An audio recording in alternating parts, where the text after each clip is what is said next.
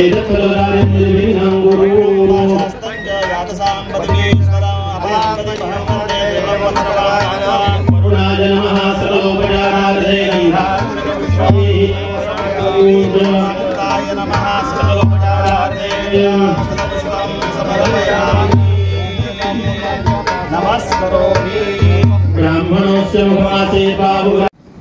या देवळाच्या आजूबाजूला आपण चांगला मास्टर प्लॅन तयार करून 100 वर्षाच्या पलीकडचा विचार करून आपण सगळ्या व्यवस्थांचा विचार केला पाहिजे. शॉर्टकट जर मारला तर तुमच्या मनाने करू नका. चांगला आर्किटेक्ट अपॉइंट करा आणि त्याच्या सल्ल्याने प्रत्येक गोष्ट, लहान छोटी मोठी गोष्ट त्याच्या सल्ल्याने करा. त्याला आपले सुझाव द्या.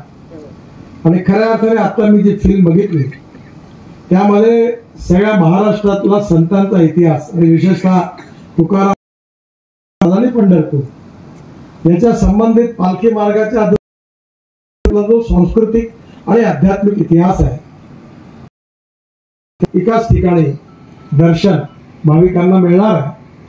आणि त्या ठिकाणी येणाऱ्या वारकरी समाजातील आपले जे अनेक लोक आहेत त्यांच्या बरोबर दर्शन घेण्याकरता येणारे जे तीर्थयात्री आहेत, तीर्थटना करता येणार व्यवस्था आहे. हा सगळा परिसर आजकाल याचा विचार ज्ञानेश्वरांनी त्या काळी केला होता. त्यांनी ज्या वृक्षवल्लीचा आहे त्या पर्यावरण आवश्यक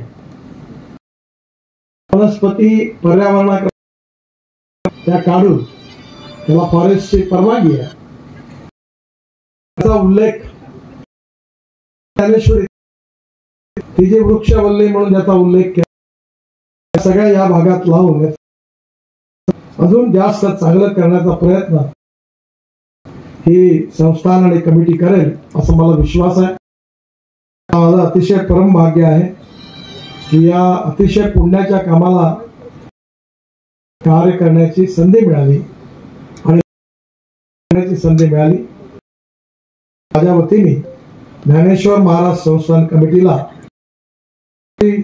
केंद्रित आपल्या संस्थेला मनापासून आपल्या सगळ्यांना धन्यवाद देतो. आपल्या आणि तयार होणार आहे ही भविष्यातला भारत निर्माण करण्याकरता त्या संतांचं जे स्वप्न आहे, वारकऱ्यांचं जे स्वप्न आहे, ज्या प्रकारची आपल्याला ज्या प्रकारच्या सामाजिक व्यवस्थेतून राष्ट्राचं पुनः ही व्यवस्था होण्यामध्ये हे निश्चितपणे योग्य दिशा देईल असा विश्वास व्यक्त करतो. केला होता पालखी मार्गाचा पंढरपूर नंतर फलटण ते जेजुरी, सासवड ते दिवेघाट हे 221 किलोमीटर पैकी काम निश्चितपणे येण्याच्या आत आम्ही पूर्ण करण्याचा प्रयत्न करू. 176 किलोमीटर पूर्ण झालेला आहे. उर्वरित जे काम आहे ते पण पूर्ण करण्यात येईल. तसंच हडपसर ते दिवेघाट हे लांबीचं 823 कोटीचं काम झालेलं आहे आणि येत्या पुढच्या महिन्यात त्याच्या भूमिपूजनाकरता देखील मी निश्चितपणे संत तुकाराम महाराज पालखी मार्गामध्ये पण बारामती, इंदापूर ते अकलूज तोडे 102 किलोमीटर पूर्ण काम जवळपास पूर्ण झालेलं आहे. आणि हेही काम ज्यावेळी पंढरपूरला दर्शनाला जाल त्याच्या आधी पूर्ण करण्याचा पूर्ण प्रयत्न मी माझ्या विभागातर्फे आपल्या सगळ्यांच्या आशीर्वादाने ज्ञानेश्वर महाराज तुकाराम माझ्यासारख्या छोट्या माणसाला हे पवित्र कार्य करण्याची संधी मिळाली आहे. आणि मला अतिशय आनंद आहे की मी यावेळी एक्सप्रेस हायवे बांधला. मी अनेक वेळा माझ्या आई वडिलांबरोबर देव आळंदीमध्ये दर्शनाकरता आलो. रस्ते मोठे झाले आणि यावेळी पालखीने लोक पायी जातात, त्या सगळ्यांची नीट व्यवस्था झाली पाहिजे असं सातत्याने शल्य राहायचं. पण मला जेव्हा संधी मिळाली कोटी रुपयाचा प्रकल्प करण्याची आणि ती संधी खरं म्हणजे ज्ञानेश्वर महाराज, तुकाराम महाराज त्यांच्या चरणी मी नतमस्तक होतो.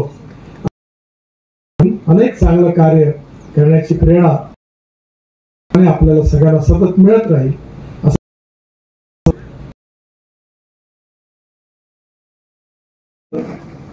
की आपण कुठल्याही धर्माच्या कुठल्याही स्थानी जा, त्या ठिकाणी शुद्धता, स्वच्छता, चांगले धर्म प्रकारच्या चांगल्या सुविधा असतात.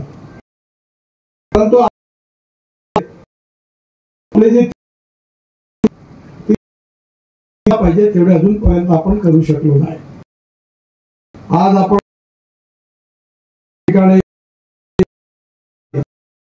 महाराजांच्या, तुकाराम महाराजांनी पंढरपूर ते देवणे आळंदी हा पालखी मार्ग, त्या पालखी मार्गावर बांधत असताना मी आमच्या सूचना दिली होती की वृक्षवल्ली ज्ञानेश्वरी ज्याचा उल्लेख केलेला आहे, रस्त्यावर ठिकठिकाणी कसे लागतील याचा आपण प्रयत्न केला. आपल्या पसायदानामध्ये, ज्ञानेश्वरीमध्ये खूप मोठं ज्ञान आहे. आपण पसायदानाच्या आवाजातला शब्द मोठा आहे आणि हे सगळे दौलत हीच आहे की हे साहित्य मूल्यांच्या आधारित आपल्या सगळ्या साधू संतांनी आपल्या समोर ठेवलेला जो वैचारिक ही आणि प्रेरणा, पण ही पिढीने तिसऱ्या पिढीला देणं हे काम अनेक वर्ष चालणार.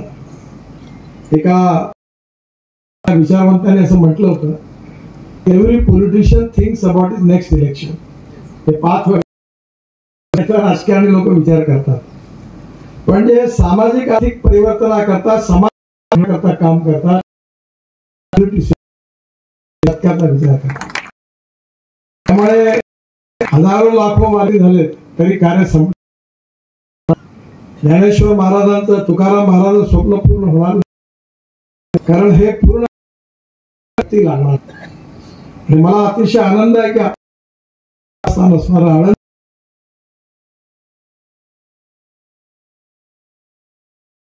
मिळाली, आशीर्वाद घ्यायची संधी मिळाली, याबद्दल सर्वप्रथम मी संस्थान आणि कमिटीचे मनापासून आभार व्यक्त करतो, त्यांना धन्यवाद देतो. या प्रकल्पाचं नाव ज्ञानभूमी आहे. ज्ञानाला इंग्लिशमध्ये पॅरलल शब्द आहे नॉलेज, आणि ज्ञान जे आहे ते ज्ञानेश्वर महाराजांनी आम्हाला सगळ्यांना ज्ञानेश्वरीच्या रूपाने दिलेलं आहे. ज्ञानेश्वर महाराजांनी केलेलं पसायदान आणि त्याच्यातला प्रत्येक शब्द आणि त्याचा अर्थ हा प्रत्येक जण आपल्या जीवनामध्ये त्याचा आचरण करत असतो. आपला महाराष्ट्र ही संतांची भूमी आहे. तुकाराम महाराज असतील, ज्ञानेश्वर महाराज असतील, या सगळ्यांनी आपल्या महाराष्ट्राचं सांस्कृतिक महत्व, धार्मिक महत्व, आध्यात्मिक महत्व त्यांच्या विचारांनी, कार्यकर्तृत्वाने वाढवलेलं आहे. खरं म्हणजे आध्यात्मिक ज्ञान या शब्दाचा काय संबंध, आणि खऱ्या अर्थाने ज्ञानाचा संबंध आपल्या इंग्लिश मध्ये असं म्हटलं जातं, research skill and successful we name it age of knowledge. पण हे केवळ वेल्थ मधलं नाही आहे. महाराजांनी मूल्याधिष्ठित आपलं व्यक्तित्व, जीवन ते आपल्या सामाजिक प्रगल्भ करून एक आदर्श मिळणारे आहे. संतांचं अध्यात्माचे आज आपल्यामध्ये सगळ्यात महत्वाची गोष्ट असेल तर आपला समाज प्रगत आहे, संस्कारित आहे. आपल्या सगळ्यांवर निर्माण करण्याचं काम संतांनी केलेलं आहे. आणि आजही वारकरी आपण ज्यावेळी अनेक जण या ठिकाणी वारकरी संप्रदायाचा स्वीकार करतात, ही जी समाजातला योग्य आणि आदर्श याचा खऱ्या अर्थाने जे आपल्या अनेक संप्रदाय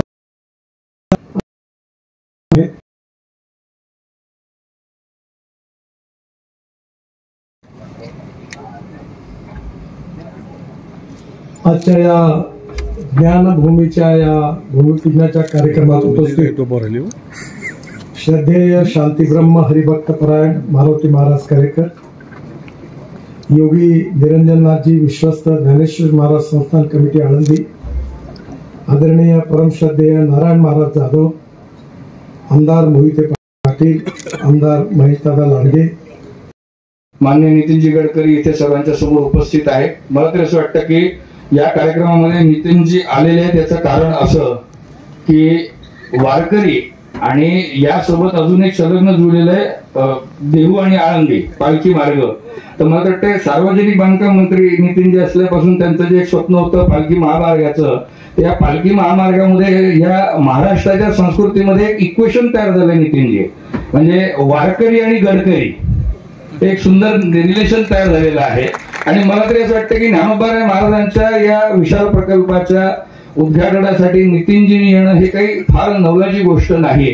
कारण परत हा इतके दिवसाचा प्रयत्न करत असलेला प्रकल्प जर आज सुरू होत असेल तर ऑब्वियस त्याला उद्घाटक म्हणून नितीनजीच पाहिजे होते आणि याची ग्वाही आम्ही आनंदीकरच देतोय.